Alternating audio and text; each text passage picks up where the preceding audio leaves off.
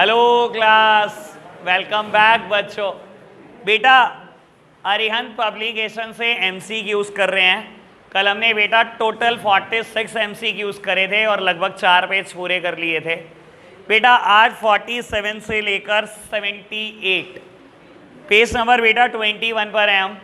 तो 47 एमसीक्यूज से स्टार्ट कर रहे हैं, 78 तक इसके करने हैं बेटा, और लगभग 26 के अराउंड दूसरी बुक से करने हैं आज। तो बेटा क्वेश्चन नंबर 47, और आराम से सुनना बेटा, कई एमसीक्यूज के आंसर गलत हैं बेटा आगे आने वाले एमसीक्यूज में से, तो आप ध्यान से चलते रहना। कहता है which of the following measure of meeting deficit in budget leads to the increase in money supply in an economy. बेटा बोलता है इसमें से कौन सा मेजर बेटा मनी सप्लाई बढ़ा देगा इकोनॉमी में? Disinvestment, loan from World Bank, deficit financing, या all of the above? Answer क्या है बताओ? नहीं बेटा, answer is all of the above. अब सुन लो बेटा, उसने ये आपको पहले ही बता दिया कि बेटा डेफिसिट है बजट में। डेफिसिट होने का मतलब ही क्या है बेटा?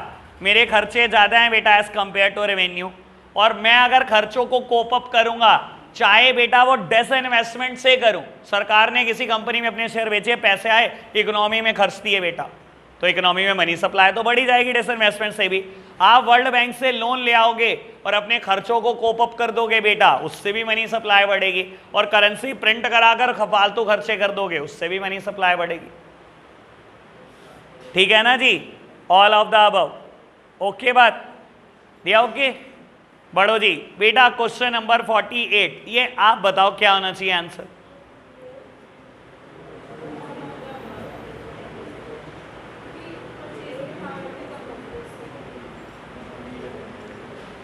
बेटा ए बी सी या D? D. Why not D? पढ़ें? पढ़ लो। Choose the correct statement from the given below about demonetization announced on 8 of November 2016। मेरे को करेक्ट स्टेटमेंट चूज करनी है अबाउट डीमोनेटाइजेशन, जो बेटा 8 नवंबर 2016 को हुआ था।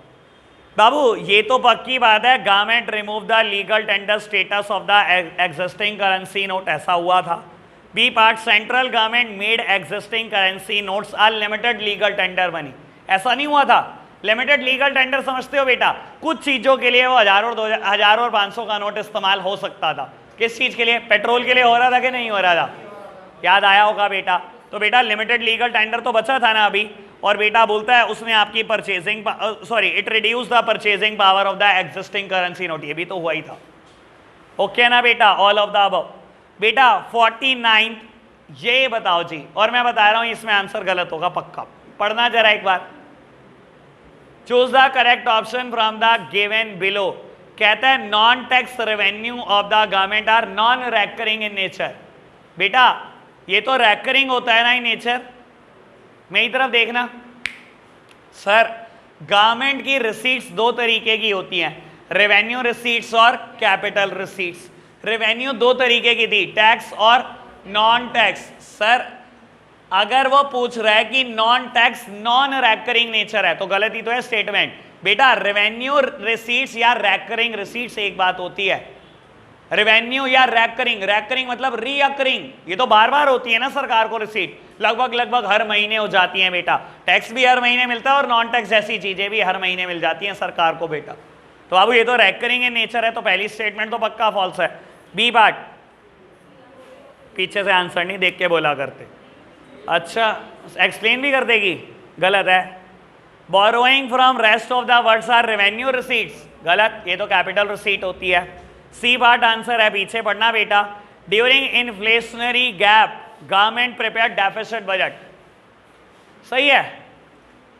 फॉल्स है। अरे पहले इन्फ्लेशन है, कल बेटा ये वर्ड हाइपर इन्फ्लेशन आया था बेटा, और आज इन्फ्लेशन आ गया, कुछ अलग बात है। पहले इकोनॉमी में इन्फ्लेशन चल रहा है, कह रहा आप डेफिसिट बजट प्रिपेयर करोगे, डेफिसिट का मतलब है और खर्चे करोगे बेटा, इनकम कम होगी। सर कभी भी नहीं ऐसा होता, ये स्टेटमेंट भी फॉल्स है, और डी पढ़ोगे वो भी फॉल्स है, यानी कि कोई करेक्ट स्टेटमेंट है ही नहीं, क्वेश्चन ही गलत है। मैंने तो पहले ही बोल दिया था क्वेश्चन शुरू करने से पहले ही गलत है। ठीक है ना जी, इनका आंसर के ऊपर ना बिलीव करो, आप अपना दिमाग लगाओ। चलो जी बेटा, question number 50, choose the correct statement from the given below. ये आप बताओ जी, सी क्लियर है ना? Fiscal deficit is equals to the borrowing requirement of the government. Simple है ये तो बेटा। 50th का आंसर है C. 51, if borrowing and the other liabilities are reduced to the budget deficit we gate.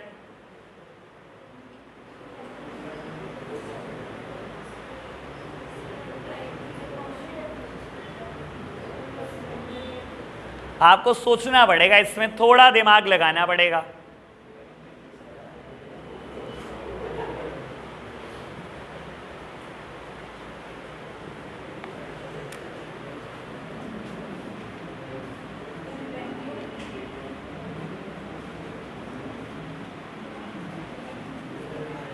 बेटा मेरी तरफ देखना, सामने देखना, वैसे रिड्यूस्ड वर्ड नहीं होगा, the word should be added back, ठीक है ना? मैं आपको बता देता हूं, मेरी तरफ देखना बाबू।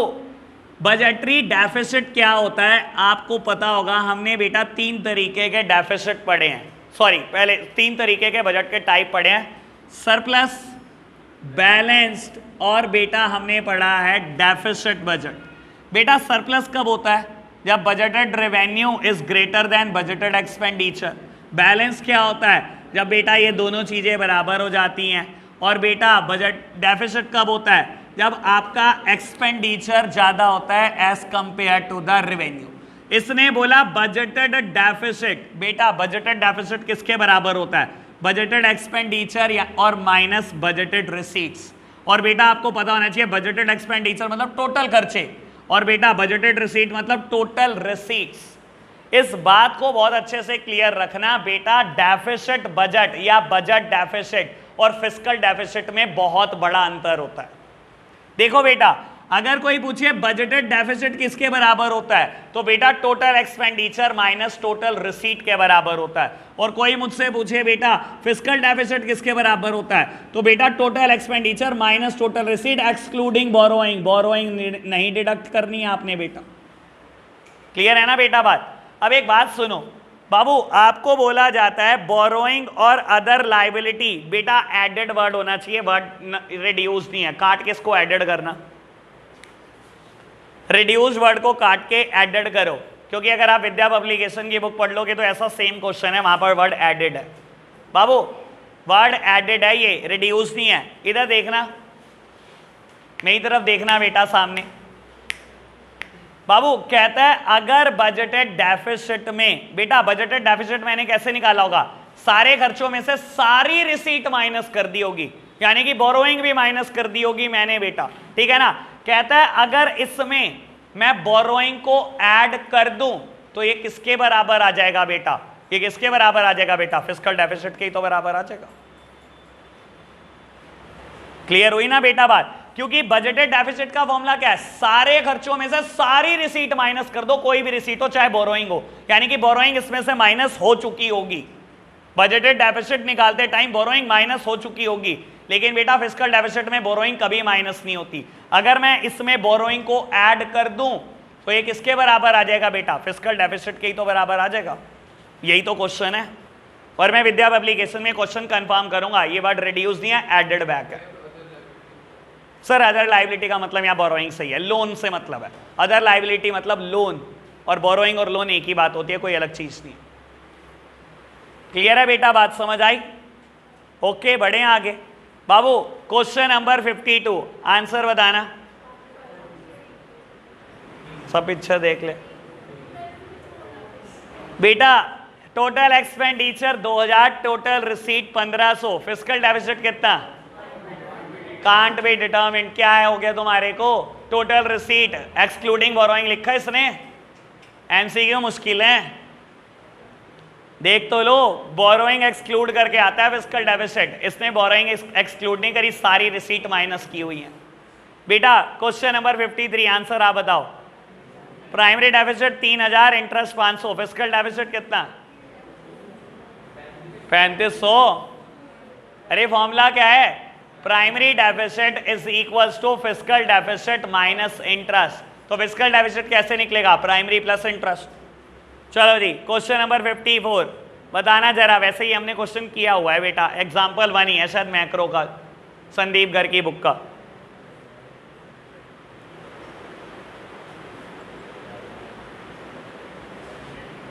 क्या खंगाल रहे हो बेटा, रेवेन्यू डेफिसिट क्वेश्चन देता है 25, इधर देखना फॉर्मूला है रेवेन्यू डेफिसिट का, revenue expenditure minus revenue receipts. बेटा ये कहता है ये 25 है बाबू, और रेवेन्यू रिसीट कहता है 100 है, तो रेवेन्यू एक्सपेंडिचर कितना, 125 क्या हो गया, इसमें ही फंस रहे हो तुम तो। चलो जी आगे बढ़ना बेटा, नेक्स्ट क्वेश्चन पढ़ लूं मैं बेटा। क्वेश्चन नंबर 55 कहता है in a government budget non debt creating capital receipt. इसका मतलब क्या होता है, बोरोइंग एक्सक्लूड करी हुई है, non debt creating capital receipt, वो कैपिटल रिसीट जो डेट क्रिएट ना कर रही हो बेटा, यानी कि बोरोइंग नहीं है बेटा, वो 200 है। कहता है रेवेन्यू रिसीट कितनी, 1500 है, बोरोइंग 150 है, और फिर बोलता है कैपिटल रिसीट। अरे ये कैपिटल रिसीट तो वर्ड ही नहीं होना चाहिए, सही मायने में वर्ड कैपिटल एक्सपेंडिचर होना चाहिए। और बेटा फिर दोबारा बोलता है रेवेन्यू रिसीट, यानी कि फिर दोबारा रेवेन्यू एक्सपेंडिचर होना चाहिए। और आपको कहता है बताओ जी इसके इसमें फिस्कल डेफिसिट कितना है। बेटा फिस्कल डेफिसिट इटसेल्फ आ बोरोइंग, तो बोरोइंग अगर 150 है तो बेटा आंसर 150 है, खत्म कहानी, हमें कैलकुलेट नहीं करना कोई। सर वो भी मत करो, चाहे तेरे से पूछा क्या उसने फिस्कल डेफिसिट, तुझे बोरोइंग तो क्लियर कट ठीक दी हुई है ना 150, तो बस खत्म कहानी, ठीक मत कर। लेकिन मैंने पक्का बता रहा हूं ये क्वेश्चन लिखा गया गलत है और फ्रेम ही बिल्कुल गलत किया गया। अगर तू बोरोइंग वाले तरीके से ना जाए, दूसरे तरीके से जाए, तो 150 आंसर नहीं आएगा तेरा, और ऐसा हो नहीं सकता, क्वेश्चन की फ्रेमिंग गलत हुई भी है। चलो खैर छोड़ो बाबू, क्वेश्चन नंबर 56 आप बता रहे हैं, फटाफट से बताना।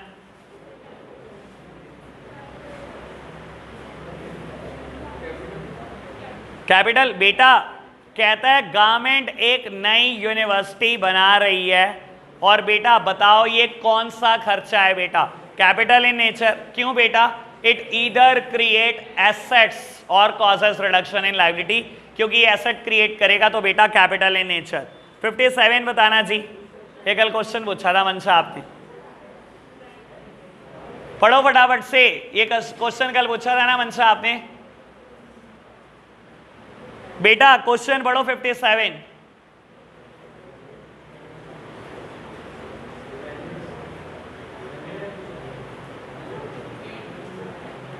कल भी आया था ऐसा क्वेश्चन, लेकिन वहां पर ऑप्शन खाली रेवेन्यू था। मेरी तरफ देखना, सामने देखना बेटा, 3 तरीके के डेफिसिट हमने पढ़े हैं। रेवेन्यू डेफिसिट का फॉर्मूला होता है revenue expenditure minus revenue receipt.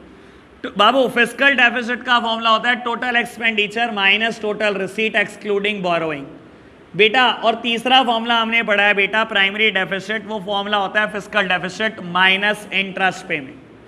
बेटा अगर आपसे पूछा जाए ऐसा कौन सा डेफिसिट है जिसमें हम इंटरेस्ट को एक्सक्लूड करते हैं, तो बेटा प्राइमरी में हम एक्सक्लूड करते हैं, इसमें इंटरेस्ट कभी भी इंक्लूडेड नहीं होता, माइनस होता है, एक्सक्लूड होता है बेटा। और अगर मैं पूछूं किसमें इंक्लूड होता है, सर इसमें इंक्लूड हुआ कि नहीं हुआ, रेवेन्यू एक्सपेंडिचर का ही तो पार्ट होता है इंटरेस्ट, तो सर इसमें इंक्लूड हुआ, इंटरेस्ट हुआ जी। बेटा टोटल एक्सपेंडिचर में रेवेन्यू और कैपिटल दोनों आते हैं ना, तो क्या रेवेन्यू में दोबारा इंक्लूड हो गया बेटा इंटरेस्ट, तो हुआ। तो बेटा इन दोनों में ही इंटरेस्ट इंक्लूड रहता है, इसमें एक्सक्लूड रहता है।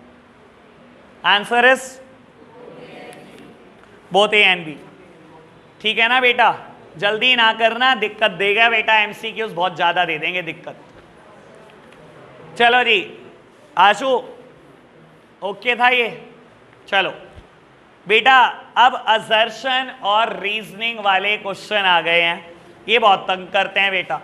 बाबू आराम से समझना, असर्शन का बेसिकली मतलब बोल सकते हो आप कोई स्टेटमेंट गिवन है मुझे, और बेटा रीजन अगर बेटा स्टेटमेंट को जस्टिफाई करता होगा। बाबू देखो अगर आप, वैसे तो पहले ऑप्शन ही दिखा दूं आपको, इसमें ऑप्शन आते कैसे हैं बेटा। 58 क्वेश्चन के ऑप्शन देखना A B C D, तो आपको क्लैरिटी होगी। कहता है बेटा both assertion and reasoning are true and reason is correct explanation of the assertion.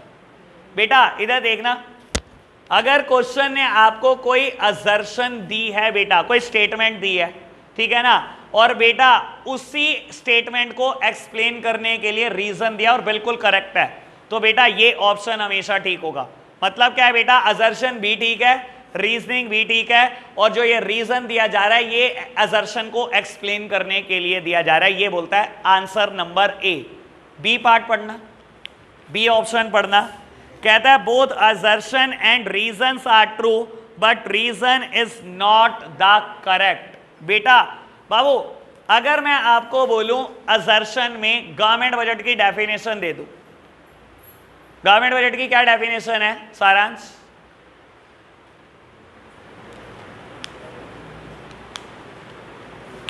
Chapter खत्म हो गया, 4 दिन हो गए,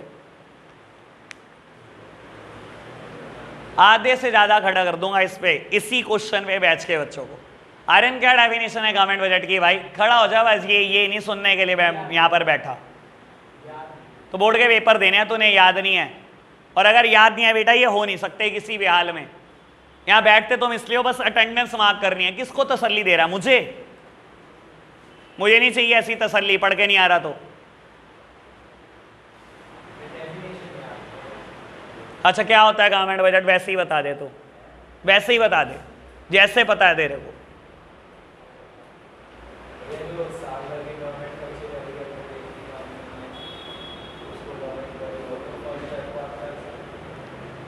खर्चे खाली खर्चे,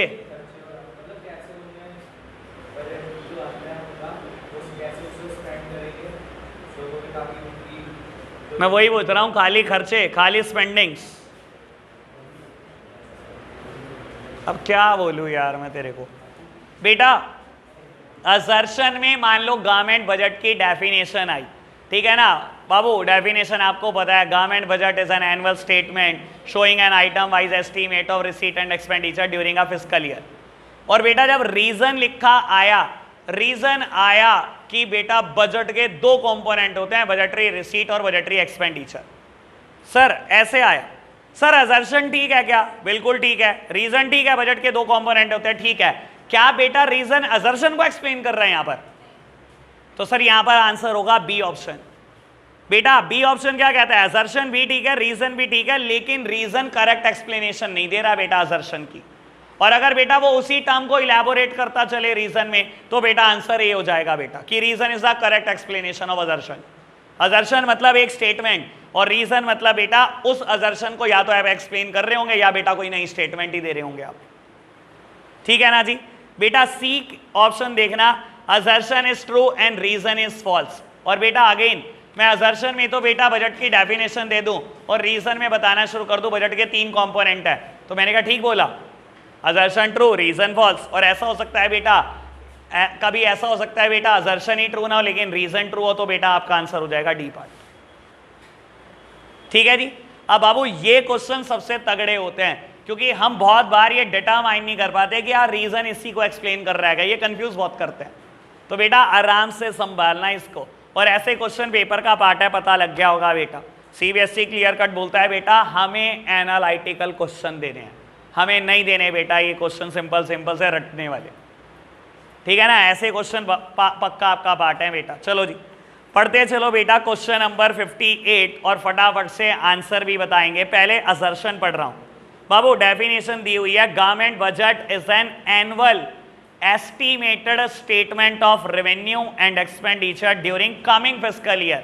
बेटा डेफिनेशन तो बिल्कुल क्लियर है ना, ठीक है। एस्टिमेटेड वर्ड भी लगा दिया इसने, रेवेन्यू एक्सपेंडिचर दोनों की बात भी कर दी, और ये भी बता दिया कमिंग फाइनेंशियल ईयर है, करंट नहीं है। कल याद होगा बेटा ट्रू फॉल्स में करंट वर्ड लिखा गया था। तो असर्शन ठीक है, यानी कि बेटा ऑप्शन ए भी हो सकता है, बी भी हो सकता है और सी भी हो सकता है। डी यहीं खत्म हो गया ऑप्शन, प्रिंसिपल ऑफ एलिमिनेशन के हिसाब से। बाबू reason, through government budget it tries to reduce regional variation. बेटा रीजन भी ठीक है, कहता है गवर्नमेंट बजट से गवर्नमेंट क्या करती है, रीजन वाइज इक्वालिटी क्रिएट करती है। रीजन ठीक है, लेकिन ये बजट को एक्सप्लेन करता हुआ है नहीं, यानी कि ऑप्शन बी इज करेक्ट। ठीक है जी, समझ आ गया होगा बाबू। 59 बाबू ये आराम से पढ़ना क्योंकि बुक का आंसर गलत है, मैं पहले ही बोल रहा हूं। Tax is the main source of government's revenue which is used to provide services. बाबू इतनी बात तो सच है ना अभी तक जितनी लिखी। Therefore, those who pay tax should not use government services। ऐसा है, कह रहा है सरकार का main source of revenue taxes है, इसलिए जो टैक्सेस दे रहे हैं ना वो तो सरकार की कोई सर्विस का इस्तेमाल ही ना करे। ऐसे सरकारी सर्विस का इस्तेमाल ना करो, ना रेलवे का ना मेट्रोस का, ऐसे कर दे क्या? नहीं बेटा ऐसा तो नहीं है ना। यानी कि बेटा मैं आपको बोलूं, मेरे को अगली बात नहीं पढ़नी, आंसर इज डी, क्योंकि प्रिंसिपल ऑफ एलिमिनेशन के हिसाब से यही करेक्ट है और तो कुछ बचा ही नहीं बेटा आपके पास। और बुक ने आंसर क्या दिया था?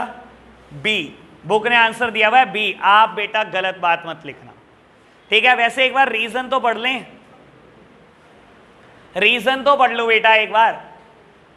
Public goods are non exclusive and non rival in consumption. पता है आपको ये ऐसा होता है पब्लिक गुड्स में फीचर।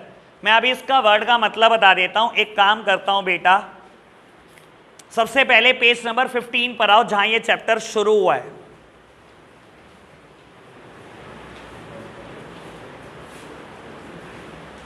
बेटा यहां पर ना समरी दी गई है, क्विक रिवीजन दिया गया है बेटा। थर्ड डेफिनेशन पब्लिक गुड्स के, इसके एग्जाम्पल पढ़ना। Roads, public parking, street light etcetera, these goods are non rivalrous and non excludable. मैं मतलब बता दूं इनका क्या होता है, मेरी तरफ देखना बेटा। इसने बोला जो पब्लिक गुड्स हैं वो नॉन एक्सक्लूसिव भी होते हैं नेचर में, और बेटा नॉन राइवल भी होते हैं। बेटा एक्सक्लूसिव गुड्स क्या होते हैं? एक्सक्लूसिव मतलब सिर्फ और सिर्फ मेरा अधिकार है, ठीक है ना बेटा? और बेटा ये चीजें ना प्राइवेट गुड्स में चलती हैं, पब्लिक गुड्स में नहीं। मैंने एक गाड़ी खरीदी, मैं बोलूं एक्सक्लूसिवली मैं यूज कर सकता हूं, सर ठीक है वो आपका प्राइवेट गुड्स है, हाँ जी आप ही का राइट है, एक्सक्लूसिवली आप ही का अधिकार है। सर सरकारी गुड्स में ये रोड है सर, अब वो तो आपको बताइए ना, नुमैश कैम की लैंग्वेज आप बोलते हुए रहना कि तेरे बाप की थोड़ी है रोड। हाँ जी, हाँ जी बेटा, non exclusive in nature. Sir किसी का एक्सक्लूसिव राइट नहीं है इसके ऊपर, पब्लिक का कोई भी मेंबर इस्तेमाल कर सकता है विदाउट पेइंग फॉर इट। चाहे पे कर रहा हो चाहे ना कर रहा हो, किसी के टैक्स से बना है वो भी कर सकता है, किसी ने टैक्स नहीं भी दिया गरीब आदमी है बेटा वो भी कर सकता है। और बेटा मतलब नॉन राइवल का मतलब एक पर्सन के इस्तेमाल से दूसरे के लिए कम नहीं बचता गुड्स। और ये भी बात नहीं है कि बेटा एक पर्सन ही एक टाइम पे यूज कर सकता है। नॉन राइवल का मतलब कहता है, राइवल मतलब कॉम्पिटिशन, ठीक है ना? नॉन राइवल मतलब ये नहीं कह सकते एक टाइम पे मैं ही यूज करूंगा, जब मैं यूज कर रहा हूं कोई और नहीं कर सकता। सर एक टाइम पे हजारों लोग यूज कर सकते हो, आपके हजारों कॉम्पिटिटर हो सकता है। सर एक रोड एक हाईवे का यूज कर रहे हो, ये कहोगे एक टाइम पे मैं यूज कर रहा हूं, कोई नहीं करेगा। एक टाइम पर करोड़ों लोगों को एक्सेस है, कोई भी यूज करे बेटा, ठीक है ना? और एक के इस्तेमाल करने के लिए दूसरे के लिए कुछ कम नहीं रह जाता बेटा पब्लिक गुड्स, ठीक है ना? अब स्ट्रीट लाइट जल रही है, ये थोड़ी कहोगे मेरा ही घर यूज करेगा उस चीज को, ठीक है ना बेटा? नॉन एक्सक्लूसिव मतलब सिर्फ और सिर्फ बेटा, एक्सक्लूसिव मतलब होता है सिर्फ और सिर्फ मैं यूज करूं, नॉन एक्सक्लूसिव मतलब कोई भी यूज कर सकता है। और बेटा नॉन राइवल मतलब एक टाइम पे जरूरी नहीं है एक पर्सन यूज कर रहा हो बेटा, कोई भी यूज कर सकता है, कितने भी यूज कर सकते हैं बेटा, ठीक है ना? और एक पर्सन के इस्तेमाल से दूसरे के लिए कुछ कम नहीं बचेगा बेटा। चलो जी बाबू, अब अगर देखा जाए रीजन तो बिल्कुल ट्रू था ना, पब्लिक गुड्स तो होते हैं ना बेटा non exclusive non rival in nature, ठीक है ना? तो बेटा आंसर हमारा डी बिल्कुल करेक्ट है। आगे बढ़ते हैं बेटा 60 assertion public goods are non rivalrous, बिल्कुल ठीक है जी, असर्शन करेक्ट है, यानी कि ए बी सी तीनों करेक्ट हो सकते हैं अभी तक तो मेरे पास। प्रिंसिपल ऑफ एलिमिनेशन के हिसाब से डी ऑप्शन मैंने काट दिया बेटा। Reason the benefit of such goods can be enjoyed by all and not restricted to any one person, बिल्कुल ठीक है जी, यानी कि बेटा ऑप्शन ए करेक्ट हो जाता है, ठीक है ना? करेक्ट एक्सप्लेनेशन है ना जी बाबू। 61 फटाफट से पढ़कर बताओ। असर्शन कहता है government imposes heavy taxes on alcohol and give subsidies of LPG gas, ऐसा ही है बेटा, ठीक है ना? और आपको पता भी होना चाहिए ऐसा सरकार क्यों करती है बेटा बाबू। कहता है पढ़ते चलो रीजन में, the government undertakes such a measure to ensure economic stability in country, हैं जी, इकोनॉमिक स्टेबिलिटी के लिए करते हैं हम ऐसा। सर आपने कहां पढ़ा ऑब्जेक्टिव्स में मेरे से ये बात? रीएलोकेशन ऑफ रिसोर्सेज में पढ़ी है ना बेटा? यार बता दो। इकोनॉमिक स्टेबिलिटी में तो मैंने ये बात बोली है कि अगर इन्फ्लेशन ज्यादा होगा तो सरकार खर्चे कम करेगी, डिफ्लेशन कम होगा, सॉरी ज्यादा होगा तो सरकार खर्चे बढ़ाएगी। तो बेटा यानी कि असर्शन करेक्ट है और रीजन इनकरेक्ट है, ठीक है ना जी? चलो जी बाबू, रीजन तो इनकरेक्ट है, एक्सप्लेनेशन की तो बात ही नहीं आई, बिल्कुल ही इनकरेक्ट है बाबू। 62 पढ़ना जरा। Revenue budget of the government represent non debt creating income. बाबू पहले तो बता ही दूं, मैंने तो कभी ये वर्ड भी नहीं बताया आपको, revenue budget, capital budget. Although तो मैं तो मानता भी नहीं मेरी डिक्शनरी में ऐसा कोई वर्ड भी होता है बेटा। रेवेन्यू बजट नाम की कोई चीज नहीं होती, ये जबरदस्ती क्रिएट करते हैं बेटा ऐसी बातें। लो सामने देखना बाबू, ये वर्ड समझ लो, मैंने नहीं आज तक बताया आपको कि रेवेन्यू बजट कोई चीज होता है या कैपिटल बजट कोई चीज होता है। बाबू हमने बजट के 2 कंपोनेंट पढ़े हुए हैं, याद है आपको? बजटरी एक्सपेंडिचर और बजटरी रिसीट्स। रिसीट्स 2 तरीके की होती हैं, रेवेन्यू रिसीट्स, कैपिटल रिसीट्स, और एक्सपेंडिचर भी रेवेन्यू एक्सपेंडिचर, कैपिटल एक्सपेंडिचर। ये कहता है बेटा अगर किसी बजट में ये दोनों बातें हो तो बेटा क्या है? वो रेवेन्यू बजट है। यानी कि बात किसकी चल रही है? सिर्फ रेवेन्यू रिसीट्स की और इनकम की। और अगर किसी बजट में दोनों बातें हो तो बेटा वो कैपिटल बजट है। ऑल्दो बेटा हमारी डिक्शनरी में ऐसा कोई वर्ड नहीं होता, ना गवर्नमेंट बताती, ये अलग ही बातें बताते हैं आपको। क्लियर है जी बात? ये समझ में आया क्या होता है? अब पढ़ें, अब शायद क्लैरिटी ज्यादा होगी। कहता है बेटा revenue budget of government represent non debt creating income. बिल्कुल ठीक तो बोल रहा है बेटा, इधर देखना। कहता है रेवेन्यू बजट में नॉन डेट क्रिएटिंग इनकम होती है। नॉन डेट, डेट नहीं होता यानी कि बोरोइंग नहीं होती, तो सही तो कह रहा है बेटा, कैपिटल रिसीट में होती है, यानी कि कैपिटल बजट में बोरोइंग होती है। रेवेन्यू में तो कभी भी नहीं होती बोरोइंग, नहीं होती ना, याद है ना? इसमें तो टैक्स और नॉन टैक्स होती हैं बेटा बातें। सर आगे ना बात समझ, नॉन डेट, डेट नहीं, तो सही तो बोल रहा है, डेट होता ही नहीं कभी भी रेवेन्यू बजट में। बढ़े आगे बाबू।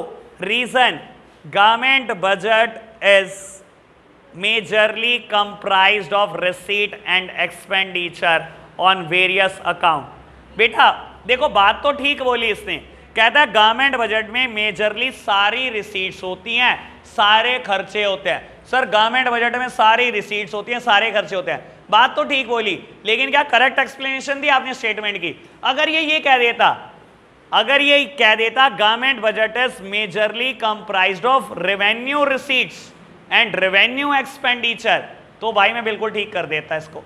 क्यों? क्योंकि बेटा स्टेटमेंट भी इसने रेवेन्यू बजट से रिलेटेड दी थी, और अगर ये कह देता रेवेन्यू बजट में 2 बातें आती है, रेवेन्यू रिसीट और रेवेन्यू एक्सपेंडिचर आ जाते हैं, तो बेटा मैं ऑप्शन ए को टिक कर देता, ठीक है ना? लेकिन इसने क्या करा, ए पार्ट में तो बताया रेवेन्यू बजट में नॉन डेट क्रिएटिंग रिसीट आती है, और जब बी पार्ट बताने लगा तो टोटल बजट की बात करने लग गया, रेवेन्यू बजट की बात ही भूल गया। ठीक है ना बेटा? तो असर्शन करेक्ट है, रीजन करेक्ट है, लेकिन reason is not the correct explanation of the assertion. ठीक है राहुल भाई? चलो जी बेटा 63 पढ़ना जरा। कहता है in the absence of any legal higher of the individual government distributes it's financial asset. बांट देती है गवर्नमेंट। अरे सरकार को तो दिए जाओ कुछ भी, कहां बांटने की बातें कर रहे हो? यानी कि मैं अगर सही बात बोलूं मुझे बी पार्ट पढ़ने की जरूरत ही नहीं है। Reason, answer D is correct. क्या चीज? अच्छा डी कह रहा है, अच्छा क्या कह रहा है? डी ऑप्शन में आप ये कह रहे हो ना कि रीजन भी इनकरेक्ट है, तो बाबू मेरे को तब भी पढ़ने की क्या जरूरत है? ए बी और सी में क्या कह रहा है बेटा? असर्शन करेक्ट है। जब असर्शन ही करेक्ट नहीं है तो आंसर तो डी होगा ना, ठीक है ना? फिर भी रीजन पढ़ लो। कहता है non tax revenue of the government budget is categorize under capital component. Sir capital में आते हैं नॉन टैक्स या रेवेन्यू में आते हैं? रेवेन्यू का ही तो पार्ट है।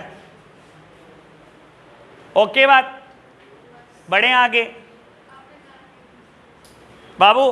केस बेस्ड एमसीक्यूज, और मैंने कल बोला था बेटा केस स्टडी अभी इकोनॉमिक्स में आई नहीं है, अभी तो आनी बाकी है। ये लो जी आ गई आज, ठीक है जी। और उम्मीद करना कम से कम 50 नंबर में 2 क्वेश्चन केस बेस्ड आएंगे। और एक केस बेस्ड क्वेश्चन का आने का मतलब होता है 5 एमसीक्यू। केस आएगा, केस से रिलेटेड 5 एमसीक्यू आएंगे। तो बेटा यानी कि 2 तो केस बेस्ड ही आएंगे और 2 असर्शन और रीजनिंग बेस्ड आएंगी बातें, यानी कि 20 नंबर में तो यही है बेटा। बाकी सिंपल सिंपल एमसीक्यू 30 है आपके पास।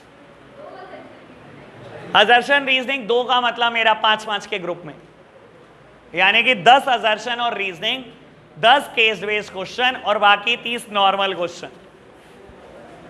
चलो जी, लो बेटा बाबू केस बेस्ड क्वेश्चन पढ़ना शुरू करते हैं। पहले केस फटाफट से पढ़ना, ठीक है जी, केस ढंग से पढ़ना। कहता है बेटा prime minister Narendra Modi second budget in the 7th month disappointed investor who were hoping for big bang stimulus to revive growth in the Asia's 3rd largest economy। बेटा कहता है प्राइम मिनिस्टर नरेंद्र मोदी के सेकंड बजट जब आया तो बेटा इन्वेस्टर कोई ज्यादा खुश नहीं हुए, क्योंकि इन्वेस्टर उम्मीद कर रहे थे बहुत तगड़ा बजट होगा बेटा, जबकि ऐसा कुछ भी नहीं हुआ, रिवाइव भी नहीं कर रही थी, ऐसा बजट था इकोनॉमी का। कहता था fiscal plan delivered by finance minister Nirmala Sitharaman proposed tax reduction for individual and wider deficit target but failed to provide specific step to fix a struggling financial sector, improving infra and create job। बेटा कहता है जो हमारी finance minister है निर्मला सीतारमन, उन्होंने tax तो कम कर दिया बेटा, हर बार बजट से बताते हैं कि टैक्स बढ़ा है या कम हुआ है। कहता है टैक्स रेट तो इंडिविजुअल पे कम कर दिया, पर ये बजट ऐसा नहीं था कि बहुत इंफ्रा दे देता या जॉब क्रिएट कर देता, तो ओवरऑल बजट को खराब बताया गया। बस टैक्स कम करा बेटा, बाकी कुछ किसी चीज के बारे में सोचा ही नहीं। हमारा फाइनेंशियल सेक्टर खराब पोजीशन में था, ना उसको रिवाइव करने की कोशिश करी, ना कोई नई जॉब क्रिएट करने की कोशिश करी। आगे बढ़ते चलो जी। कहता है stock slumped and reflecting the subdued sentiment. बेटा स्टॉक डूब गए, शेयर मार्केट डूब गई, और ये शो कर रहा था बेटा सेंटीमेंट, इन्वेस्टर का सेंटीमेंट कि वो खुश नहीं है बजट से। पढ़ते चलो जी। Far from being a game changer the budget provide little in terms of short term growth stimulus, said Priyanka Kishore, head of the India and South East Asia Economics at Oxford Economics Limited in Singapore। बेटा उन्होंने बोला कि हमने सोचा था कि कोई game changer होगा, गेम चेंजर से बहुत दूर था बेटा बजट, बस एक शॉर्ट टर्म में थोड़ी सी एडवांटेज थी बेटा उन लोगों को जिनकी इनकम ज्यादा है, क्योंकि उस पर टैक्स कम हुआ था और कुछ नहीं बेटा। कहता है while income tax cut will provide some relief on the consumption front, the multiplier effect is low and overall stance of the budget is not expansionary। The focus now shift to the RBI's interest rate decision on 6th of February 2020। However, having already cut interest rate 5 times last year and with inflation exceeding 7%, well above the central bank's target, there is a limited scope for Governor शक्ति कांता दास to ease मोर। लो जी बेटा मैं last paragraph का मतलब बता देता हूँ। बेटा आपको पता है ये बजट कब आया होगा? 1 फरवरी को, जब बेटा बजट खराब आया ना।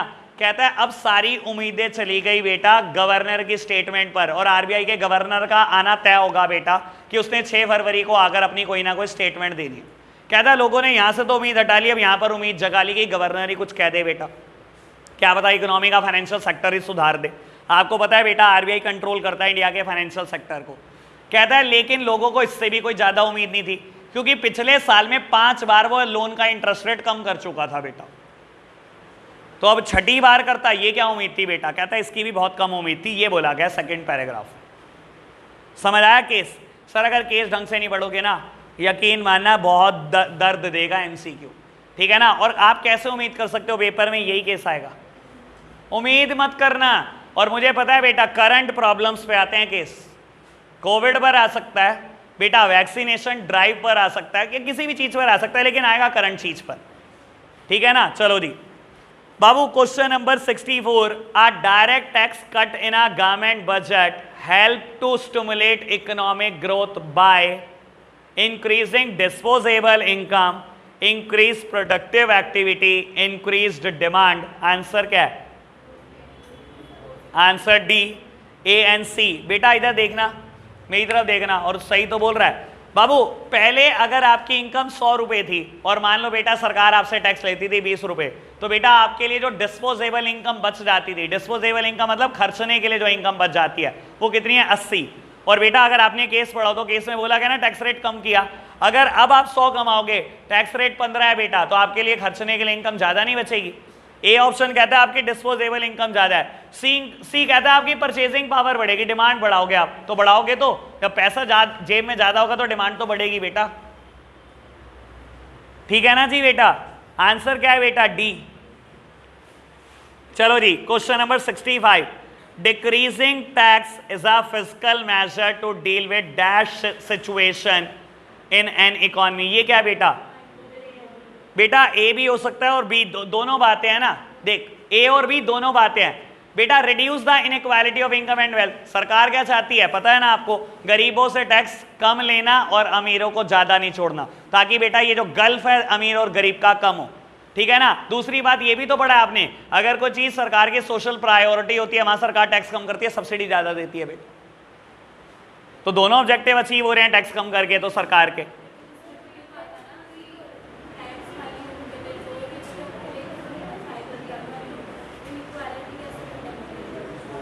बाबू उसने बोला ना टैक्स रेट कम करा, ये थोड़ी है बेटा जिसकी इनकम 10 लाख से ज्यादा उस पे टैक्स कम किया होगा।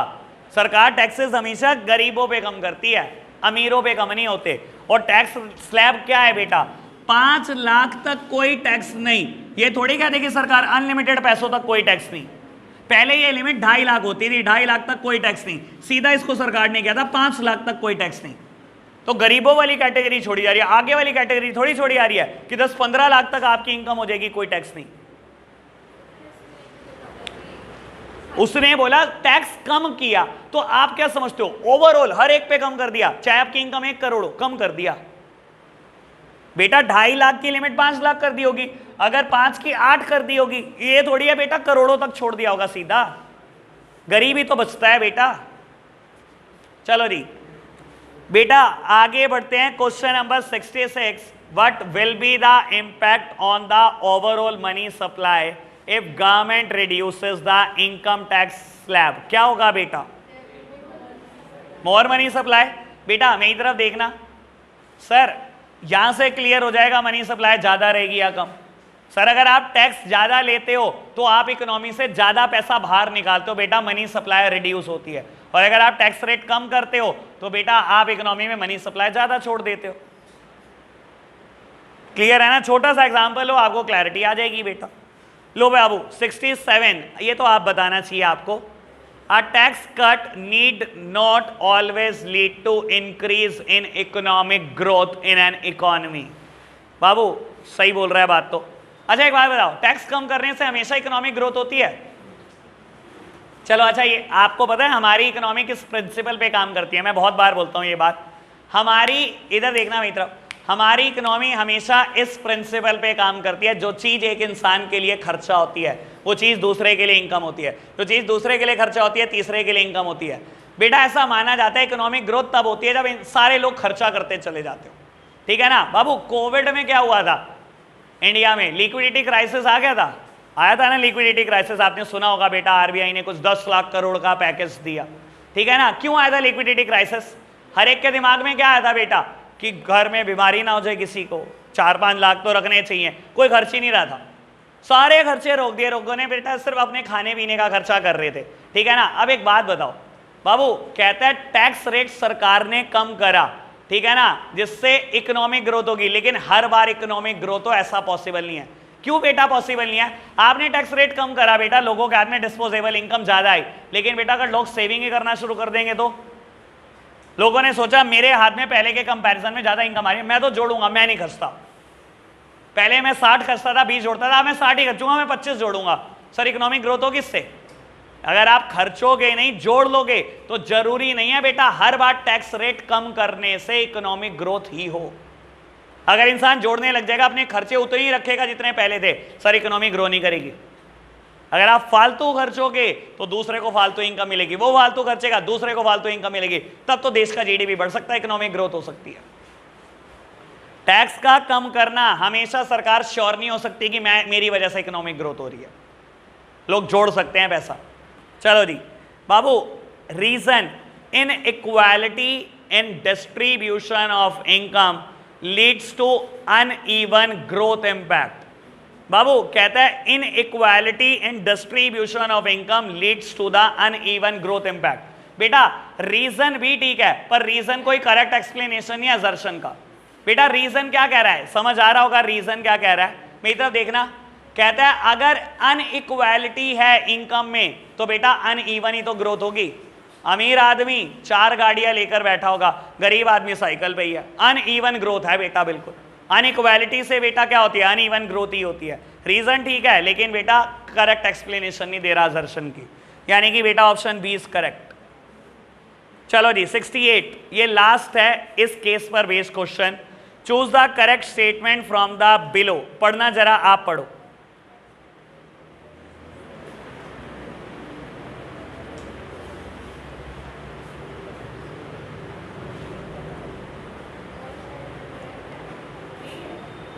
बुक ने क्या दिया आंसर? नहीं, तू क्या कह रही है? डी। बुक क्या कह रही है आंसर?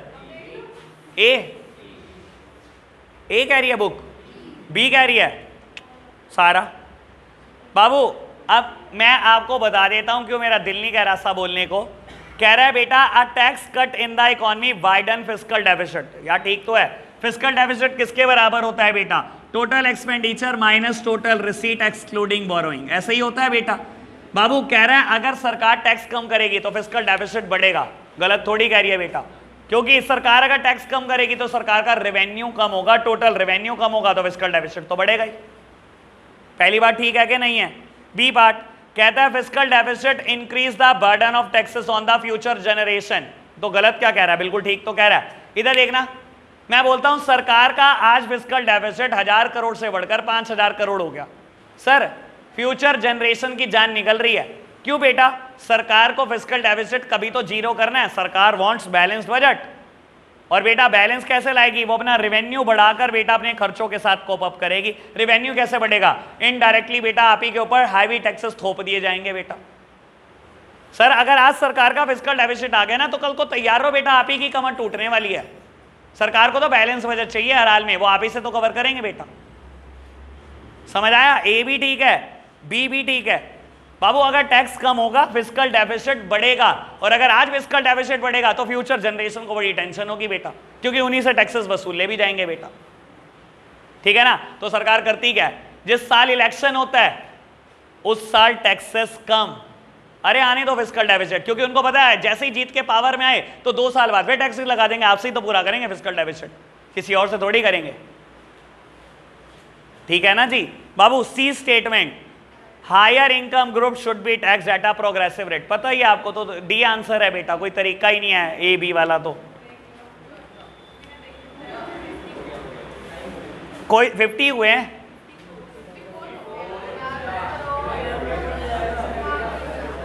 कोई नहीं। अच्छा एक काम कर लेना, विद्या पब्लिकेशन की बुक से शुरू के 24 क्वेश्चन करके लाना होमवर्क। सर मैं आपको बता रहा हूं काफी क्वेश्चन उन्होंने अरिहंत, मतलब वो तो मुझे पता नहीं किसने किससे टेपे, लेकिन आज शुरू के 24 क्वेश्चन में से 20 सिमिलर मिल जाएंगे आपको क्वेश्चन। तो आपको करने में 24 सेकंड चाहिए, मिनट नहीं। मैं पक्का बोल रहा हूं, आप क्वेश्चन पढ़ोगे आपको ध्यान आएगा ये तो मैंने पढ़ा है, ये तो मैंने पढ़ा है। ठीक है जी? तो आप शुरू के 24 क्वेश्चन वहां से करके आ रहे हो। आज के लिए हम इतना ही रख रहे हैं। Bye bye.